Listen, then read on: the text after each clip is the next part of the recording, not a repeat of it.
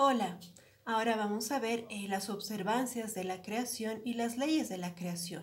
Si eso también nos va a ayudar a entender cómo es nuestra responsabilidad ante las órdenes de Dios sobre sojuzgar la tierra, pero también fructiferar. Bien, vamos a la siguiente diapositiva. Dice Génesis y el orden. Dios empezó la creación con un orden respectivo, ¿sí? Tenemos los planetas, tenemos el cosmos, el universo, luego tenemos la materia prima, el separar las aguas del cielo, que Dios dio la orden y se creó la vegetación, la fauna y finalmente el ser humano. Ahora, en todo esto Dios ha seguido un orden, pero no ha concluido la creación.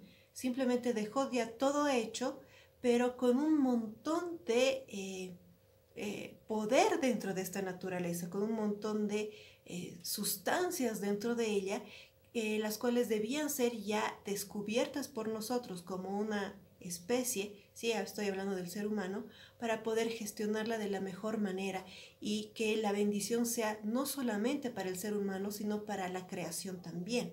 Sí, y aquí también Dios ha puesto enigmas que debían ser descubiertos por nosotros.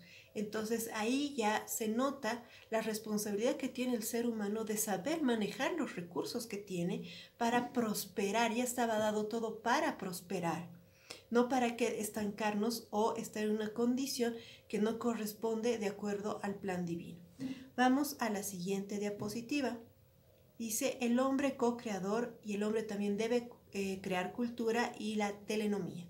Aquí entendemos ya desde el Génesis y en el mandato de Jesús cuando habla de la gran comisión de que se debe discipular a todas las naciones, y en el Nuevo Testamento, bueno, en el Antiguo Testamento mejor dicho, Dios da la orden de que deberíamos fructiferar. Pero en ambas situaciones, en ambos escenarios, subyace la doctrina, la sana doctrina y un orden establecido por Dios para ordenar nuestra vida. Y ese orden, esa es la cosmovisión y es también el orden moral. Si entendemos que la palabra moral tiene que ver con costumbres y formas de hacer las cosas que ya sabemos que deben de ser correctas conforme al plan de Dios. Entonces, ese estilo de vida que obedece a esa cosmovisión tiene que ver con la filosofía judeocristiana y el teísmo bíblico.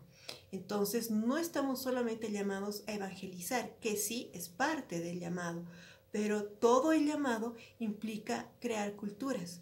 Y la telenomía tiene que ver con entender nuestro propósito en toda su amplitud, que es menester que sea así, porque al entender nuestro propósito, nuestro llamado de manera individual, de manera generalizada como seres humanos y el propósito de la creación, realmente vamos a poder caminar conforme a lo que Dios ya ha establecido en su plan para nosotros.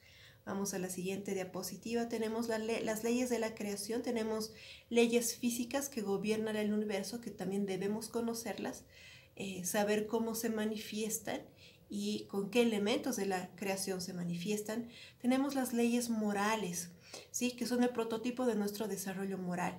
Entonces, las leyes morales realmente van a obedecer a lo que les decía antes, ¿sí? A que todo tiene una causa y un efecto, y esta manera de hacer las cosas correctas también va a tener consecuencias en nuestra vida.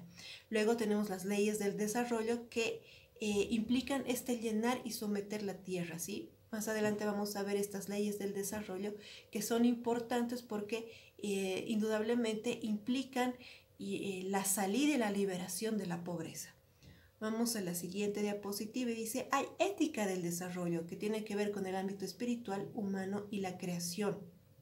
Cuando hablamos de la ética del desarrollo en el ámbito espiritual, es conocer que existe un ámbito espiritual, que no solamente está Dios, que está también Satanás, que está el enemigo, que tanto lo positivo como lo negativo se van a mover cada uno en diferentes áreas, esferas, y que son reales, ¿sí? Y que este mundo espiritual que es intangible para nosotros desde el punto de vista material, sí existe, sí es real, pero al ser hijos de Dios tenemos una comunión con ese ambiente espiritual y debemos conocerlo. Este punto de vista humano tiene que ver con conocer nuestro propósito como seres humanos, caminar conforme a ese propósito y saber cuán dignos somos por ser imagen y semejanza de Dios.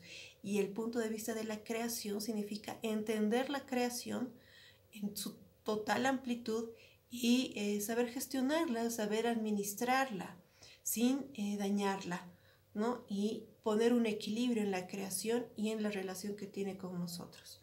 Bien, vamos a la siguiente diapositiva. Ahora aquí dice, hay culturas prósperas alejadas de la cultura judeocristiana. ¿Cómo es esto? Sí, es posible. ¿Por qué? Dios estableció estas leyes del desarrollo a toda la humanidad. No es exclusiva de los cristianos.